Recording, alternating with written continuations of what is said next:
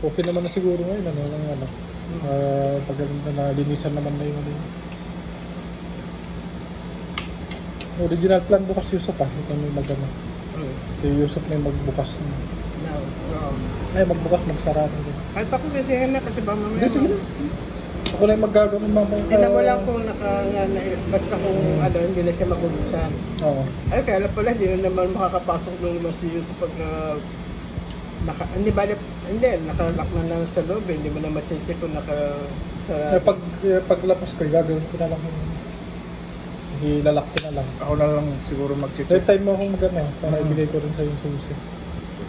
Ikaw na lang mag-lock dyan sa yung pituan dyan, yung main door. Lagay ko sa sabitan para hindi hanapin ni Mother pagka kailangan niya. Doon na sasabitin na yun kasi importante.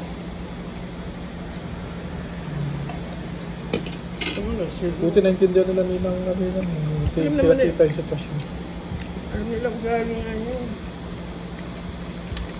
Masaan na na nga lang si Michelle ganun. Ha? Sanay ka na. Minsan may palaban yung bata. Oo. Mahirap ka away yung ano. Pero naano na rin ni Ninang ano yan, si Ninang Yung nga daw sinasabi niya na ang dami mong tigyawat. So, fans nga naman. Oo. Kasi nasabi yung minsan meron ako, katulad ng ginawa ko, nga Ninang effective daw nga yung suggestion ko clindamycin. Doon sa at ito maawa ka naman ng Kaya dalagang-dalaga. Sila isa, ever since makinis, karabuyan mo isang bata. Pero Michelle, nangyari din sa akin yung ganyan sa Saudi. Minsan ako, ang dami kong tigyawat. Hindi pharmacist, mga Pilipina din. Bigyan kita ng clindamycin kasi noon, open na ang daming gamot talaga. libre lang mag-clindamycin dun. Hindi lang talagang lotion na ipapahid mo na pagkaligo. Ay, parang hindi... Nabalat ka agad yun. Hindi binakasan ng pimples yung mukha ko. Kaya from that time, tapos sasabihin nila lang, wala na gawin mo na lang eskinol. Pag nagay ka na kahit ilang clindamycin sa isang eskinol, pati yung takip. Yan mo, pagkadaligo, wala, hindi na ako tinigyawan. Kaya pinayo ko kay Michelle yun.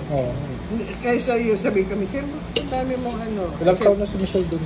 Matanda ko yung kay Rachel. Siguro na yan. 40s na yan eh. Si ate Dang yata 41 na yan o 42. Siguro na pa sa... hindi. 1982 yan. 1982. Kayos na si kuya ko. 43. Kayos na si kuya ko. 43 na, no? Kasi na hindi, 1982 ako malis. 84 pala. 41. 41 siya nung mas bata si kuya ko ng isang taon. Kasi nung first vacation ko pinangalak yan. 1982 ako nag-Saudi. First vacation ko January 1984. Kapapanganak na ni Michelle. Kaya alam ko yung birthday year.